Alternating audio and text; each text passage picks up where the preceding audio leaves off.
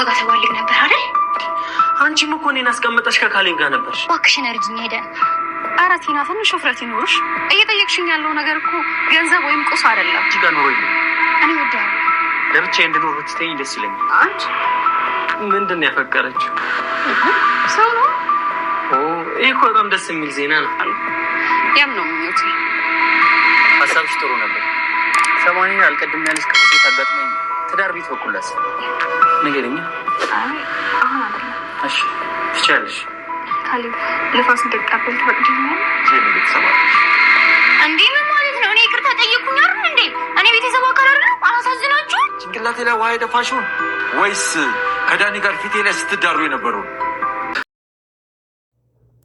ቲናን በውርዴት አከናነባት ባባ። ሁሉንም ነገር ላስታውስሽ ትፈልጊያለሽን? ወይስ ጥሩ የሚያጫውትሽ የትኛው ጥሩ የሰራሽው ነው የኔ ልጅ አላት። ቲናም ዊልቸር ላይ ተቀምጣ ብዙ ነገር አድርጌልህ ነበረ፣ ያደረኩልህን መልካም ነገር አትርሳ አለችው። አባዬም ተይ እንጂ ልንገርሽ እንዴ ያደረግሽኝንማ ከሀ እስከ ፐ ዘርዝረው ካልሽኝ ሁሉንም አስታውሳለሁ ሲላት፣ ዳንኤልም እሷም ይህን ነገር ሲያደርጉት የነበረውን ሲያወራ ደንግጦ ቁሽሽ አለ። እሷ ግን ያደረገችውን ስለማታፍር አይኗን አጥባ በጫው ፍጥጥ ብላ እንደ ጥሩ ሰው ነበረ ስታይ የነበረችው። በጣም ይገርማል። ዳንኤል አባዬ ያስታወሰውን ሲሰማ ማመን አቃተው። እዛው ደንግጦ ቀረ። ምክንያቱም ዊልቸር ላይ አስቀምጣ ስታሰቃየው የነበረውን ሁሉ ተናገረ። ይሄንን ስትለው ሲላት፣ እሷም ምን መልካም ነገር ሰርተሽ ነው ይሄን ሁሉ ስታደርጌ የነበረው? ክፉ ስራሽን ከዳንኤል ጋር እንደዛ ስታደርጌ የነበረው ወይስ ፀጉሬን እንደዛ ስትለቀልቅኝ እንደዛ ልትገልኝ ስትይ የነበረውን? ምኑም መልካም ነገር በሚል ጊዜ ዳኒ ያለፈውን ትዝታ ሲያስታውስ በድንጋጤ አይኑ ፍጥጥ አለ። ትሁቴ ለካሌብ ፍቅሩን ገለጸችለት። ካሌብም እኔም እኮ ለመናገር ፈርቼሽ ነው እንጂ በጣም ነው የማፈቅርሽ፣ እወድሻለሁ ብሎ የልቡን ቁልፍ ሰጣት። ይሄንን ስሰማም ትሁቴ በጣም በደስታ ተቀበለች። ዳንኤልም ይሄንን ሲሰማ ፍቅር እኮ የተሰጠ ጸጋ ነው፣ እንኳን ወደ ፍቅር ዓለም በሰላም መጣሽ የኔ ቆንጆ።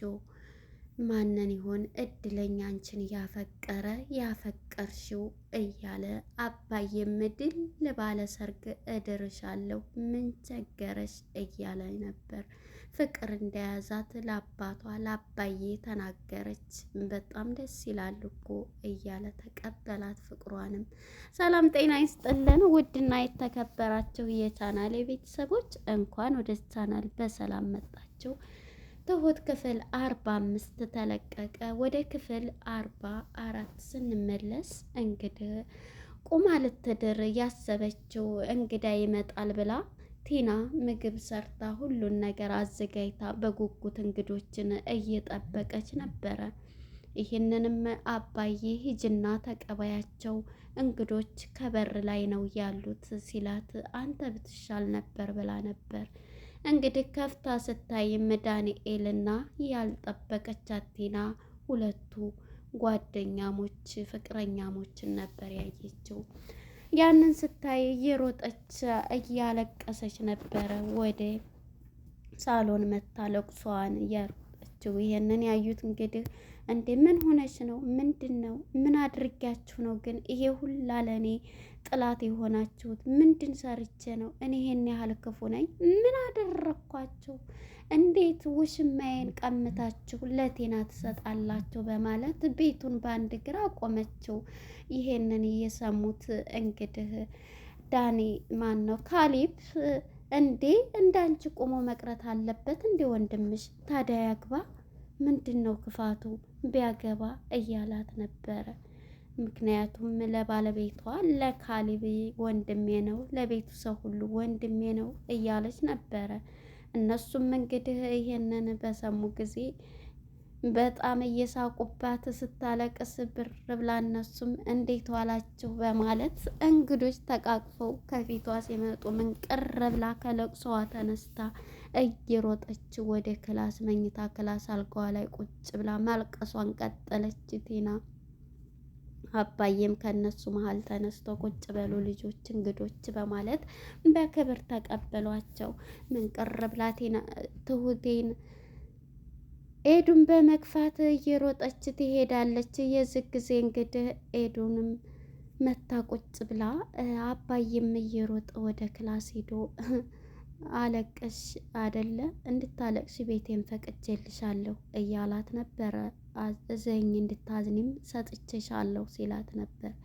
የዚህ ጊዜ ውጣልኝ ከዚህ ምን አድርጌህ ነው ግን ይሄን ያክል ክፋት እንትን ያልከው? ምን መልካም ነገር ሰርተሽ ነው? ክፋትን ካንቺ ነው የተማርነው እኛም ይላታል። እኔ ይሄን ያክል ምን በድያችሁ ነው እያለች ባልሰራለክ ትላለች። አሁንም ትፎክራለች። እሷ እኮ አታፍርም። የዚህ ጊዜ እያለቀሰኝ እኔ እኮ እንደዚህ እንድትሆኝ ነግሬው ነበረ ይላታል። በማን ነው የተናገርከው ስትለውም ለመድኃኔዓለም ለፈጣሪ ነዋ ይላታል። ውጣልኝ ከዚህ አይ እንድታለቅሲ ፈቅጄልሻለሁ ቤቴን እንድታዝኒ ብሏት ቲና ጨልላ በቃ የምታደርገው ሁሉ ቅጡ ጠፋት። እንግዲህ ምንም ሁሉም ነገር ሲጠሏት ወደዛው ወደ ካሌብ ጋር ሄዳ እባክህን ይቅር በለኝ አጥፍቻለሁ አባዬንም ብትለው የምንድን ይቅርታ ነው?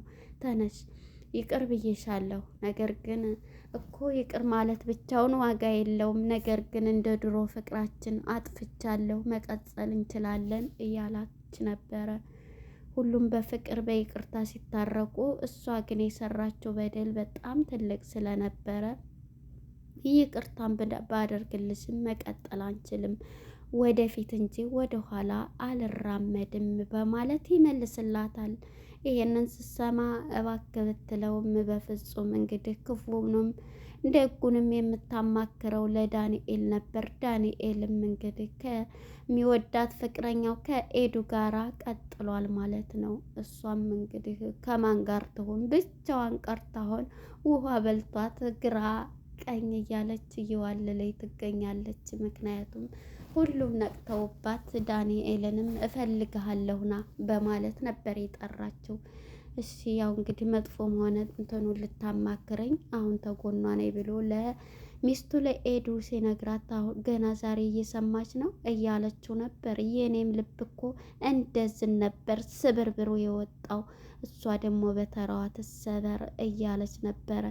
ኤዱም እንግዲህ ሄድላት ስትለውና እፈልግሃለሁ ስትለው በጥፊ ትሰጠውና አንተ ግን ምን አይነት ክፉ ነህ? እንዴት ይሄን ታደርጋለህ? ከዚህ ከቆሻሻ ጋር ትለዋለች።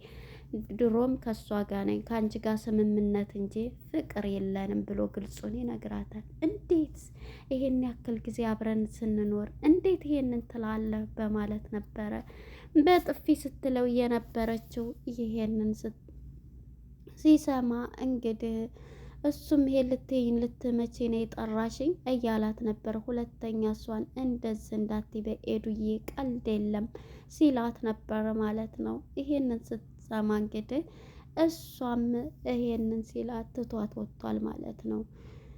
ኤዱን ግዴታ ማግኘትና ከኤዱ ጋር ማውራትም እንዳለባት አመነች።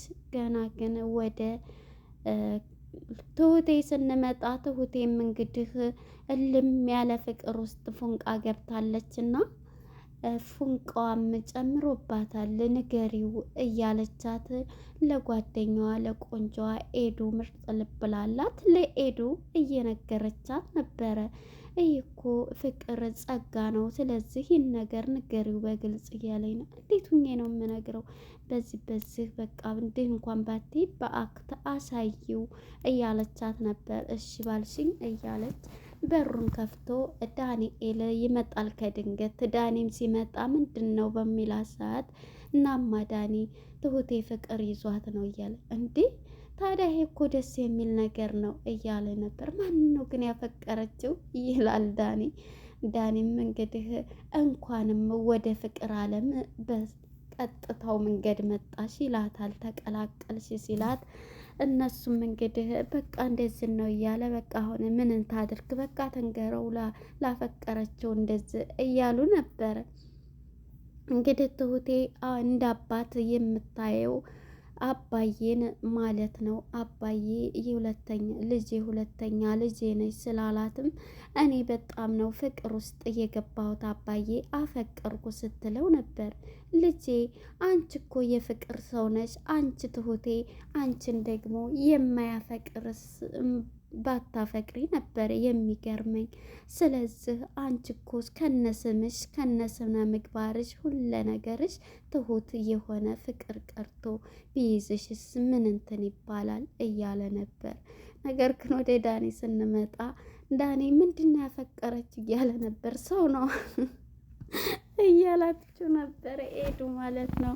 እንግዲህ በካሌብ ፍቅር እየወደቀችው ትሁቴ ሁሉንም ነገር እንትን ትላለች። እንግዲህ ሂዶ ዳንኤል ነገረኛው ሂዶ እንግዲህ ትሁት ፍቅር ይዟታል ልም ያለ ሴቶቹ እዛ ጓዳ እንደሚያወሩት ብሎ ይናገራል። ምንድን ነው ሲሉትም አይ ትሁቴ ፍቅር ይዟታል እያለ እምቢ በላቸው ይላል ካሌብም። ምክንያቱም ካሌብም ለመናገር ፈርቶ እንጂ ትሁቴን የፍቅር አይን በፍቅር አይን ሲያያት ነበረ ማለት ነው። እናም ማንን ነው ያፈቀረችው እያለ አባዬም አዎ አፍቅራለች፣ እኔ ታዲያ ዲላ አድርጌ ምን አልካን ነግራኛለች ሲለውም ድል ባለ ሰርግ እደርሻለሁ ነው ያልኳት እያሉ ነበረ። ይህንን ሲላት እንግዲህ በደስታ ይናገራል ማለት ነው። እንግዲህ ካሌብም መጥቶ ትሁቴን ያናግራታል። እሱም የአንገት ሀብል ይሰጣታል። ላፈቀርሽው ሰው ስጭው በማለት የአንገት ሀብል በሚሰጧት ጊዜ ያፈቀረችው ለካሌብ የአንገት ሀብሉን ታስረለታለች። ይሄንን ሲያይ በደስታ የአንገት ሀብሉን ለብሶ ያፈቀረችኝ እኔን ነው ማለት ነው በማለት ፍቅሯን በደስታ ተቀብሏል። እኔም ለመናገር ፈርቼ እንጂ ከአንቺም መጀመሪያ ያፈቀርኩት እኔ ነኝ በማለት ይቀበላታል ማለት ነው። ድግሱ ትሁቴም ይሄን በመግለጿ ሞቀኝ በረደኝ ትንሽ አየር ፈልጋለሁ በማለት ውጭ ለመውጣት ወስናለች። እሺ ውጭ በማለት ውጭንም ንፋስ ፈልጋለሁ ብላ ውጭ ወጥታለች ማለት ነው። ወደ ቲና ጋር ስንመጣ ቲና እንግዲህ ወደ እንትናን ማነች ኤዱን በማገኘት እባክሽን አንቺ ሴት ነች ተረጅኝ እባክሽን እያለቻት ነበር። ይሄ ልትይ ነው ምንድን ፈልገሽ ነው እያለኝ ነበር። መጀመሪያን ይችን ቆሻሻ አስወጣና አብረን እንቀጥል እንደ ዱራችን ዳኒ ስትለው ዳኒም ትልቅ መልስ ሰጥቷታል። የዚህ ጊዜ እንግዲህ እሷን ጠይቃ ስትለምናት ነበረ። ኤዱም በፍጹም ይሄንን ልትይኝማ አልፈቅድልሽም፣ ምክንያቱም ቁሳቁስ ወይም እቃ አይደለም እኮ የጠየቅሽኝ ፍቅር ነው። ፍቅር ደግሞ የሚሰጠው ለዛው ላፈቀርኩት ለራሴ እንጂ እንዴት ነው ፍቅሬን የምሰጥሽ ብላ ልጠፈጥፋት ትነሳለች። የዚህ ጊዜ ትናደዳለች። ይችን አንቄ ነው የምገለው ብትልም እና የእጅ ስራችንን እንተያይ እኔ ላንቺ አላንስሽም በማለት ኤዱም በፍቅር እንጂ ለጸብ ለመጣብኝ ማንም አይችለኝም በማለት ትነሳባታለች። በጣም የሚገርም ነው። እንግዲህ አባዬ ደግሞ እሷን ማቃጠል ነውና ለሁሉም ኤልሆፕ ስጦታ ገዝቶላቸው መጣ። ለሁሉም እንኩ እያለ እያዳረሰ ሲሰጣቸው እዚህ ላይ ግን አሳዘነችኝ። ያው እንግዲህ የስራሽን ነውና ያገኘችው ምንም ማድረግ አይቻልም። ቲናዬ ለነሱ ሲሰጥ ለሷ ለኔስ ብላ አይላንችማ ምንም መልካም ነገር የለሽ ስለዚህ አትሰጭም ሲሏት ብር ብላ ተናዳ ይሄን ያክል ምን አርጋችሁ ነው የምለዩ ብላ ተናዳ ትወጣለች ማለት ነው ቲናዬ። እንግዲህ ከሁሉም ላይ ሁሉም ጠልተዋት ብቻዋን ቀርታለች። አሁን እንግዲህ ወይ ራሷን ታጠፋለች ይቅርታም የሚል ልብም ዳኔም እንግዲህ ካሌብ በትሁቴ ፍቅር ወድቋል ማለት ነው። ስለዚህ እንግዲህ ራሷን ለማጥፋት ዝግጁ ላይ ትገኛለች። ለነበረን ቆይታ እናመሰግናለን። ቀጣይ ፓርት እስከምንገናኝ መልካም ጊዜ። ባይ ባይ።